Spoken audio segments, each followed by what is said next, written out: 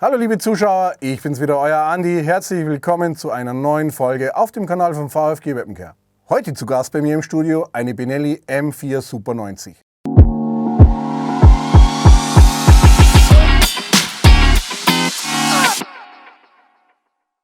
Bevor ich euch das Setting der Waffe vorstelle, wie immer der Hinweis: Sicherheitsüberprüfung ist gemacht, Waffe ist entladen, Sicherheit ist hergestellt. Zum Setting der Dame aus Italien. Kaliber 12,76, Magazinkapazität 4+1 bei 76er Kartusche, 5+1 bei 70er Kartusche. Verbaut ist eine Ghost-Ring-Visierung, offen, standardmäßig, Picatinny Rail und hier haben wir einen Sidesaddle. Hinterschaft ist in 3 Positionen zu verstellen, hier die Mittelposition. Hinterschaft komplett ausgeschoben, Hinterschaft komplett eingeschoben. Wir haben hier einen Gasdrucklader mit einem indirekten Gasabnahmesystem mit 2 Pisten. Aufgrund der Länge hat die Waffe keine sportliche Zulassung, wird aber durchaus im Bereich Behörden und auch in der Jagd geführt. Aus zuverlässiger Quelle habe ich erfahren, dass diese Waffe ca. 1700 Schuss hat, das Ganze ohne sie einmal zu reinigen. Ich bin gespannt, wo mich diese Reise hinführt, denn um diese Waffe wirklich ganz ins letzte Eck zu reinigen, werden wir sie zerlegen. Damit ich den Handschutz, den Lauf und das Röhrenmagazin von der Waffe lösen kann, entferne ich hier die Verschraubung. Der Lauf mit dem Magazin kann nun nach vorne geschoben werden und der Handschutz wird abgeklappt. Als nächstes entferne ich den kompletten Lauf mit den beiden Gasabnehmern. Im nächsten Schritt entferne ich den Repetierhebel, dazu wird er gedreht und gezogen. Kleine Besonderheit bei dieser Waffe: Hier sitzt eine Schraube.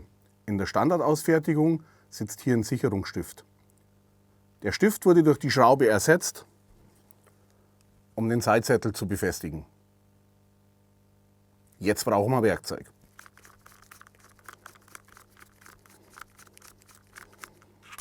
Schraube ist gelöst, Sidesaddle kann abgenommen werden. Nachdem wir die Schraube entfernt haben, lässt sich die komplette Abzugseinheit aus der Waffe ziehen. Wir sehen hier die ersten Ablagerungen, klar auch über ein indirektes Gasabnahmesystem. Gasdrucklader wird immer Schmutz nach hinten produzieren und hier sehen wir die ersten Spuren der 1700 Schuss. Nachdem die Abzugseinheit entfernt ist, können wir hier auch die komplette Verschlussgruppe rausnehmen. Auch hier wieder Ablagerungen, Carbon und Öl. Hier nun das leere Gehäuse, ohne Abzugsgruppe, ohne Lauf. Drauf ist noch das Röhrenmagazin, drauf ist noch der Hinterschaft. Um sie komplett zu zerlegen, machen wir den auch noch ab und dann kümmern wir uns um den Verschluss. Um den Verschluss der Benelli zu zerlegen, haben wir ein ähnliches Vorgehen wie bei der AR-15. Zum einen haben wir hier einen Splint, der den Schlagbolzen sichert. Um den Schlagbolzen aus dem System zu lösen, müssen wir diesen Sicherungsstift entfernen. Hier den Schlagbolzen hinten mit dem Daumen sichern, damit er durch die Feder nicht durch die Gegend fliegt und wir stundenlang nach Federn und Schlagbolzen suchen. Sicherungsstift nach hinten durchdrücken. Hier sieht man nun, dass sich der Stift ein bisschen gelöst hat. Mit der Klinge drunter leicht anheben und ziehen. Jetzt können wir den Schlagbolzen mit der Feder entnehmen. Um den Verschlusskopf aus dem System zu lösen, müssen wir den Campin hier entfernen. Man sieht eventuell in der Detail hier eine kleine Markierung. Die ist später wichtig, wenn wir den Schlagbolzen wieder einsetzen. Der Campin sollte sich über leichtes Klopfen aus dem System lösen lassen. Und da ist er. Schlagbolzen, Schlagbolzenfeder heraus, Campin heraus. Nun ziehen wir das Verriegelungssystem und dann haben wir die komplette Verschlusseinheit in ihre Bestandteile zerlegt. Schön zu sehen ist, dass wir relativ wenig bis keine Ablagerungen hier auf diesem kompletten System haben. Das Ganze ist mit Sicherheit der indirekten Gasabnahme geschuldet. Bei direkter Gasabnahme wird das ganze Spiel hier anders aussehen, nämlich erheblich schmutziger. Nächster Punkt. Ich versuche, die Gasabnahme zu zerlegen. So, liebe Zuschauer, hier seht ihr die doppelte Gasabnahme.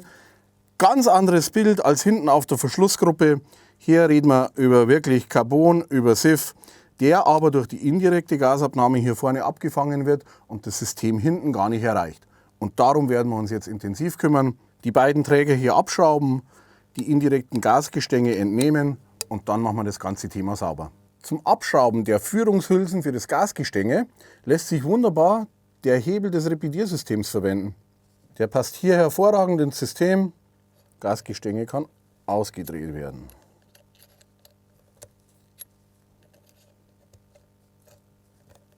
Hier die Verschlusshülsen vom Gasgestänge. Man sieht hier sehr schön tatsächlich wirklich Verkrustungen, die nicht ohne sind. Aber 1700 Schuss müssen sich irgendwo niederschlagen. Liebe Zuschauer, Zeit, das Gasgestänge zu entfernen, wird nach vorne ausgeschoben und man merkt hier sehr deutlich, wie hartgängig das ganze Thema hier ist. Hier haben wir tatsächlich auch die Ablagerungen dann im System. Und hier sieht man wunderbar, wie sich hier Carbon abgelagert hat. Um die Ablagerungen an der Innenseite des Gasgestänges der Führungen zu lösen, beginne ich eingangs mit dem Kaltentfetter. Das hat den Hintergrund, hier eventuelle Ölrückstände zu lösen. Ölrückstände, die über der Carbonablagerung sind, verhindern nämlich, dass der Carbon Cleaner im Nachgang wirken kann.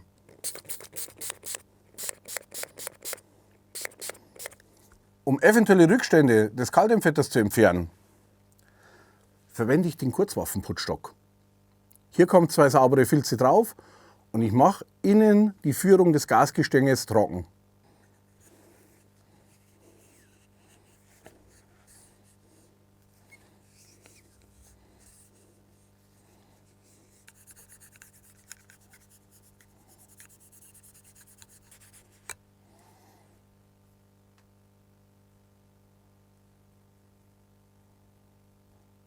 Die Innenseite der Führung des Gasgestänges haben wir nun entölt. Jetzt können wir mit dem Carbonreiniger weiterarbeiten. Der wird großflächig auf beiden Seiten eingesprüht und dann werden die Ablagerungen mit den Intensivreinigern auf dem Putzstock gelöst.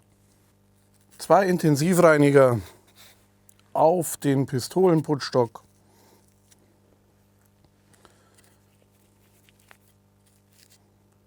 Mit der Rändelmutter sichern und nun die Carbonablagerungen rausbürsten.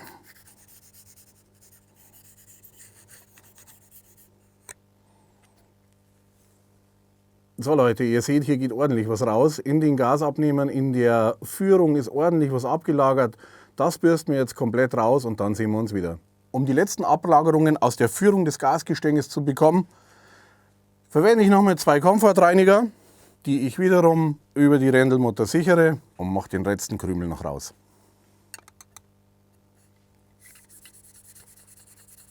Ihr seht, hier kommt noch einiges an Schmutz raus, an Ablagerungen raus. Ich tausche jetzt die Komfortreiniger, nehme neue und wiederhole das Ganze so lange, bis die sauber rauskommen. Das sind die letzten beiden Komfortreiniger, die ich verwendet habe. Ich denke, sauberer werden wir nicht mehr werden. Ich lasse es jetzt gut sein und wir machen mit dem Rest der Waffe weiter. Nächster Punkt, Gasgestänge. Hier haben wir natürlich ebenfalls Ablagerungen drauf. Man sieht aber hier sehr schön, es ist keinerlei Ölfilm drüber. Bedeutet, ich kann hier direkt mit dem Carbonreiniger draufgehen und das Ganze abbürsten.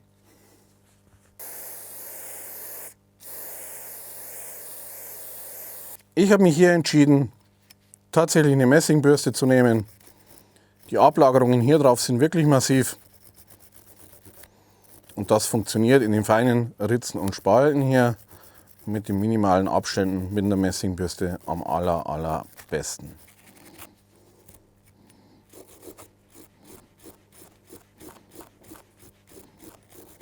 Gasgestänge ist sauber, hier sind keine Ablagerungen mehr drauf. Das Gasgestänge ist nun von allen Carbonablagerungen befreit.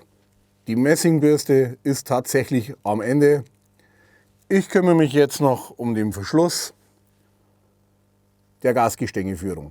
Um den zu reinigen, kommt wieder Carbonentferner drauf und die Bürste zum Einsatz.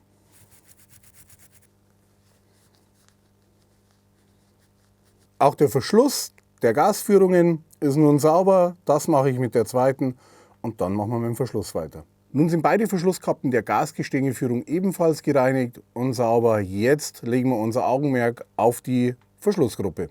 Hier werden wir nicht viel Ablagerungen an Carbon haben, wahrscheinlich gar keine. Wenn ich das Ganze betrachte, hier ist Nichts drin. Ganze Thematik wird hier mit Kaltentfetter versorgt, ausgeblasen und nachgeölt.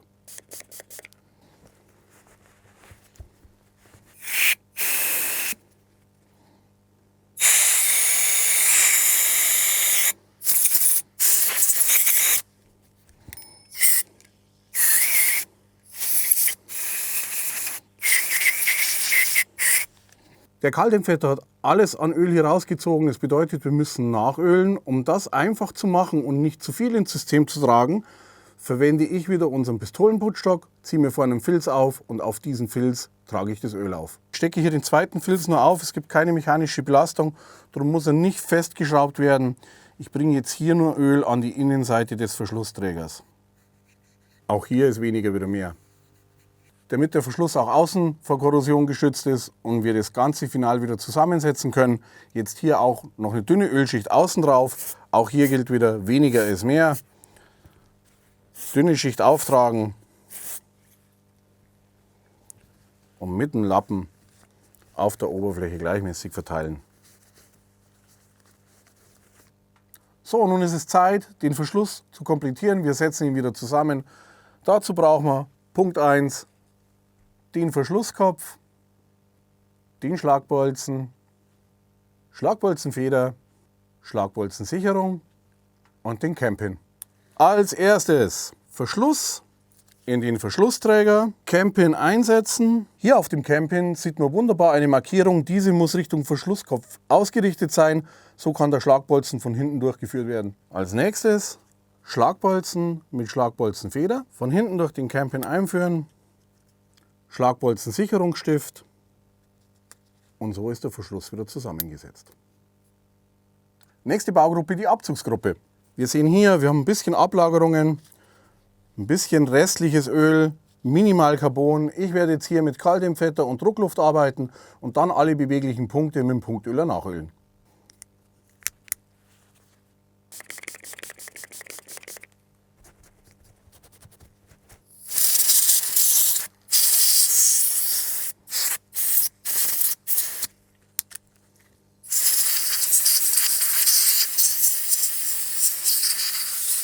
Entscheidend ist hier wieder, alle beweglichen Teile und korrespondierenden Flächen mit so viel Öl wie nötig und so wenig wie möglich zu versorgen.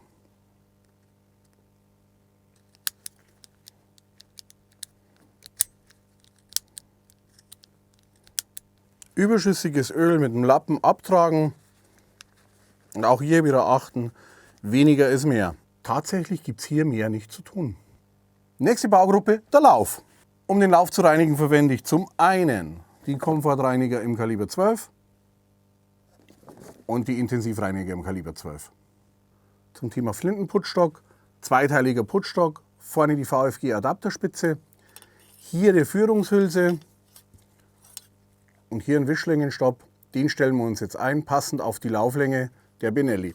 Dazu wird die Hülse im Patronenlager eingesetzt.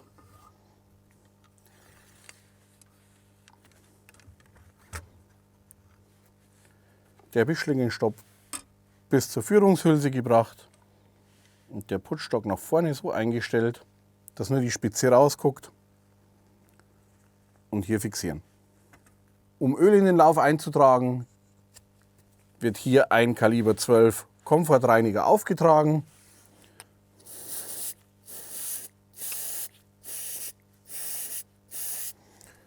Mit Öl besprüht.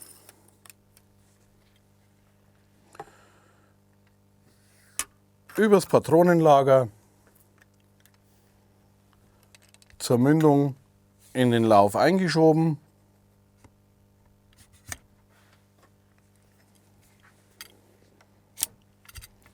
Und zurückgezogen. Wir lassen das Öl nun nach den Herstellervorgaben einwirken. Hier sind es wieder 5 bis 7 Minuten. Die Einwirkzeit ist rum. Nun 2 Intensivreiniger auf dem VFG-Adapter. Der erste wird geschraubt, der zweite wird gesteckt und über die Rändelmutter gesichert. Um hier den Widerstand ein bisschen zu minimieren, mache ich auch auf die Intensivreiniger ein bisschen Öl drauf. Macht die ganze Sache einfacher. Vom Patronenlager mit der Führungshülse in Schussrichtung in den Lauf. Der Putzstock wird so lange hin und her gezogen, bis er einfach und gleichmäßig im Lauf zu ziehen ist. Und wie wir sehen wir hier geschmeidige 1700 Schuss. Ich würde sagen, wir haben jede Menge Ablagerungen gelöst. Die Intensivreiniger haben ihren Dienst getan. Ich packe mir jetzt nochmal einen Komfortreiniger drauf, trage nochmal Öl ins ganze System, lasse es einwirken für 2 bis 3 Minuten und beginne dann mit den Intensivreinigern alles nach vorne rauszuschieben. Um nochmals Öl einzutragen, können wir tatsächlich den ersten Filz nochmal verwenden. Wir schieben ihn nach vorne nicht durch. Er wird nur so weit eingeschoben in das System,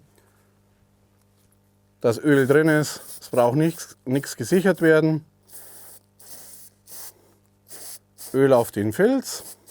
Nochmal Öl ins System. Hier braucht man keine Rändelmutter. Der Filz wird nach hinten nochmal ausgezogen. Und jetzt lassen wir das System nochmal 2 bis 3 Minuten arbeiten. Und dann beginnen wir mit den trockenen Filzen alles nach vorne rauszuschieben. Zweite Einwirkzeit ist rum. Jetzt beginnen wir mit den Komfortreinigern. Ohne Öl einen Komfortreiniger aufschrauben, den zweiten Komfortreiniger aufstecken und mit der Führungshülse in Schussrichtung in den Lauf. Erster Filz fällt vorne ab. Zweiter Filz wird nach hinten ausgezogen, Filz abschrauben, 2 neue Filze aufziehen und mit der Führungshülse durchs Patronenlager in Schussrichtung nach vorne durchschieben. Das mache ich jetzt so lange, bis der letzte Filz wirklich sauber rauskommt. Liebe Zuschauer, 1700 Schuss. Das haben wir gebraucht. Einen Komfortreiniger, um 2-mal Öl einzutragen. 2 Intensivreiniger, die aber wirklich am Ende sind, das muss man fairerweise sagen.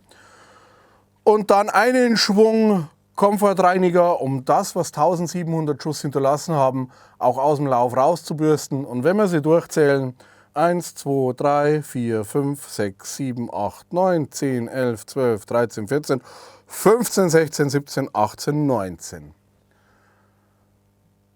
Mal ehrlich, man kann auch noch 500 Schuss mehr ordentlich reinigen. Schaut euch mal diese Unterlage an.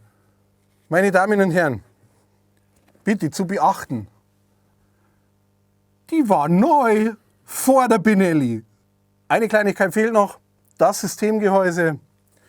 Da wir hier aber eine indirekte Gasabnahme haben, ist hier definitiv nicht viel zu tun. Hier reicht Kaltempfetter, ein Tuch und flinke Finger.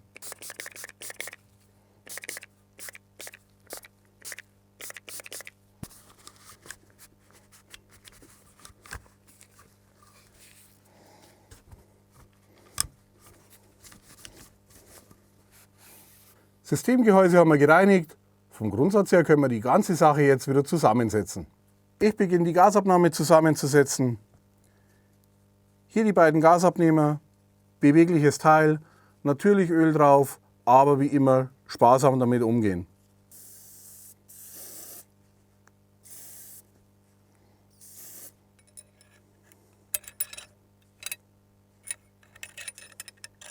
Und im Vergleich zu vorher bewegen sich die Gasabnehmer nun auch wieder. Die beiden Verschlusskappen müssen hinten noch angebracht werden.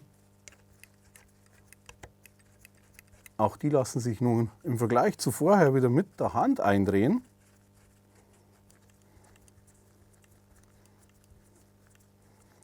Beide Verriegelungen werden mit Hilfe des Repedierhebels leicht festgezogen, um sicheren Halt zu garantieren.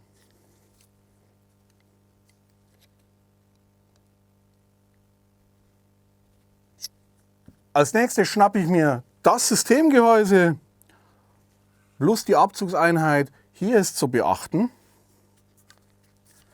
beim Einsetzen des Abzugssystems ist mir hier der Boltcatch im Weg. Abzugseinheit ins System einsetzen, über den Knopf hier außen liegen, den Boltcatch zur Seite drücken und schon ist die Abzugseinheit im Gehäuse verbaut. Als nächstes verbaue ich die Verschlussgruppe. Systemgehäuse, Verschlussgruppe von vorne einführen, in die Führungsschienen und nach hinten einschieben. Um die Verschlussgruppe und die Abzugseinheit im Systemkasten zu sichern, wird jetzt die Schraube verbaut, die später mit dem Sidesättel verschraubt wird.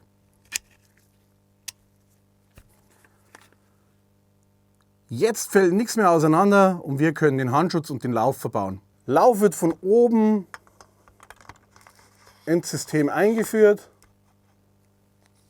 Wir lassen hier eine kleine Lücke, schnappen uns den Handschutz. Der wird an die Seite gepresst und das ganze System nach unten geschoben.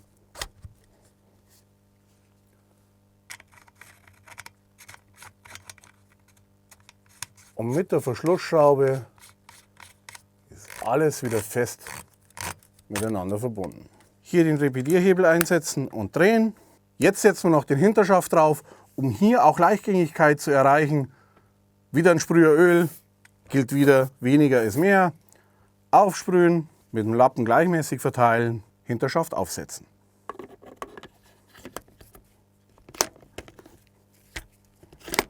Zum Ende noch den Sidesättel. Er wird hier aufgesetzt.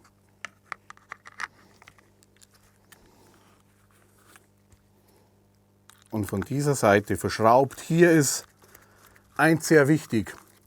Diese Schraube darf tatsächlich nur handfest angezogen werden. Ansonsten gibt es Verspannungen im Systemkasten und die Waffe wird nicht mehr ordentlich repetieren. Funktionstest. Repetieren tut sie. Offen bleibt sie auch.